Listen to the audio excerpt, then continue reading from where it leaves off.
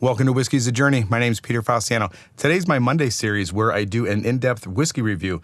Today, we're looking at the 13th Colony, the 2025 Cask Strength release. Like always, let's go ahead and pour it, nose it, taste it. I'm going to talk about it a little bit. I'm not really that familiar with 13th Colony. I'm going to add water to this, and then at the very end, if you stick around, I'm going to give this a score. So this bottle is just a weird shape bottle itself. Let me know in the comments down below if you are a fan of this one. It just reminds me of something like the Willet Pot Still one, along with the Old Forester Birthday Bourbon. So let me know what you think of it. So this is the 13th Colony Cask Strength 2025 release. It's uncut and it's coming in at 120.65 proof. According to the label at the very bottom, this says that it's a Southern bourbon whiskey, not a straight bourbon. It has a mash bill of 70% corn, 21% rye, and 9% malted barley. It is distilled in Indiana, but it says that it's aged and bottled in Americus, Georgia. It doesn't have an age statement, but it's supposed to be around anywhere from 4 to 6 years of age. 750 milliliter bottle, and they just recently started to be distributed to Arizona. And this is my very first 13th Colony that I ever picked up, and I got it for $98.99 at a Total Wine in Phoenix, Arizona. All right, let's go ahead and get this thing on the nose and get this review going. All right, it is pretty hot, but there's a good amount of vanilla, caramel, and brown sugar. I think those are your traditional bourbon notes. Coming out of Indiana, MGP, so maybe this does have a pretty good familiar nose. I do get that ethanol note that comes across as a little bit acetone, and I don't know if that's the proof that it's coming through that gives me that acetone note, or if there's just that overlying or underlying acetone note. That's not enjoyable. On that nose, I get a little bit of red fruit as well. Like I said, very familiar, very basic bourbon notes. Not a whole lot to not like. So let's go ahead and get into the first sip, and I'll tell you what I think. Cheers, everybody. Very viscous, very mouth-coating, good amounts of cherry, and some elevated typical bourbon notes. Vanilla, brown sugar, caramel. Midway through the palate, I'm starting to get that oak note, and there is a burst of red fruit notes. Cherry, red Jolly Rancher, and the 120.65 proof is radiating along with a little bit of a cinnamon Christmas spice. Now, that was my very first sip, and there's not really a whole lot to dislike. That acetone note that I was picking up on the nose is absent from the palate. Even though it's pretty proofy, I don't feel like it's hitting the chest or the mouth is not radiating with a lot of heat. It does have some pretty good depth of flavor, but it doesn't overwhelm your palate with too many notes. It's just a good, solid tasting bourbon. That was my first sip. Let me go ahead and get another sip in, see if I can dissect it a little bit more, concentrate on the finish, add water to it, and then talk very, very briefly about 13th Colony. All right, second sip. All right, second sip. Now I'm a little bit acclimated. That proof is now hitting pretty good. I have a growing amount of spice from the arrival to mid-palate to finish. Cinnamon, Christmas spice, and all of those typical bourbon notes are just slightly elevated. And that could be because of the elevated proof. There's an extra kick to the brown sugar, vanilla, and caramel. And about midway through the palate, again, I start getting hit with those red fruit notes, the Jolly Rancher, and it's like a cherry Jolly Rancher.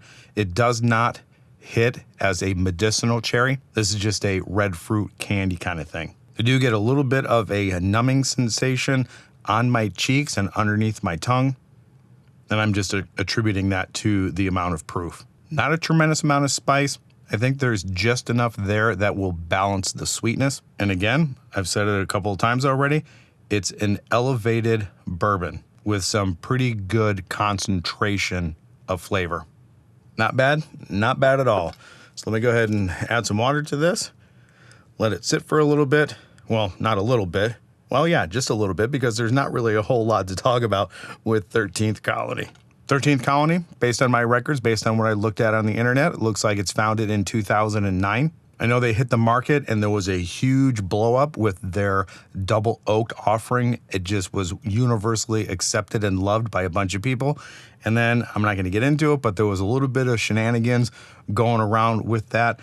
something dealing with labeling and producing or not producing their own stuff and disclosing where they got the stuff or not. I'm not here to throw shade on anybody. It's not my place. I don't really know that much information about it. But on the label of this one, the 2025 says it's distilled in Indiana. And this is where I'm going to need some help. I'm thinking that the distillery that is in Americus, Georgia, has a couple of things going on. I think they do some distilling on their own. They do some contract distilling, and they also source. So it looks like maybe the trifecta of distilling. I also read that the distillery is also producing vodka and gin. And according to the records, this is the first legal distillery in Georgia since Prohibition. And that's pretty much all I have for 13th Colony. If you have additional information, let me know in the comments down below. I would certainly enjoy reading it, and I'm sure there's others that are watching this channel that would like to know some more information as well. So if you know anything, put them in the comments down below. If you've had 13th Colony, let us know what you think of it.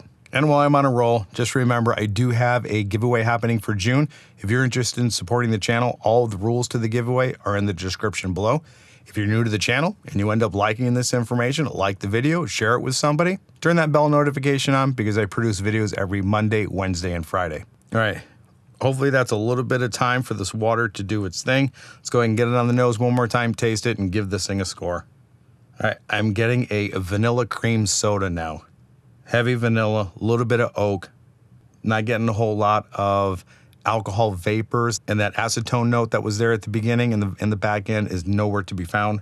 And I still get the traditional bourbon notes. Nothing has vanished there. Definitely does smell a little bit sweeter than it does spice. So let's go ahead and get it on the palate. I think the amount of water that I added immediately killed every nuance that this had. All I'm getting now is ABV spice, and that's about it. The vanilla cream soda that I was getting on the nose with the water is not there on the palate. It just glides across. It's pretty flat. It's unassuming, and it just pretty much killed all the flavors that it had. Definitely not a bottle or a glass I would be adding water to.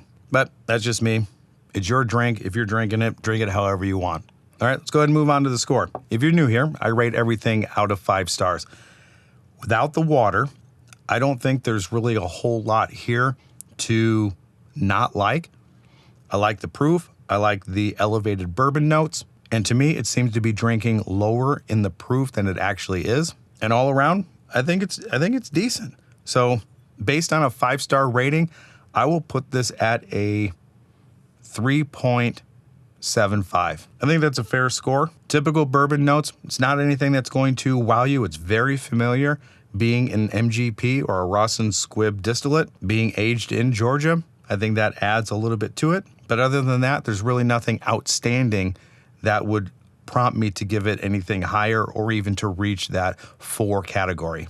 Let me know in the comments down below which variations of the 13th Colony have you had? Do you like them? Where is your area and how much are you paying for them? That's all I have. So wherever you are at in your journey, I hope you're enjoying it, and we'll see you next time. Bye.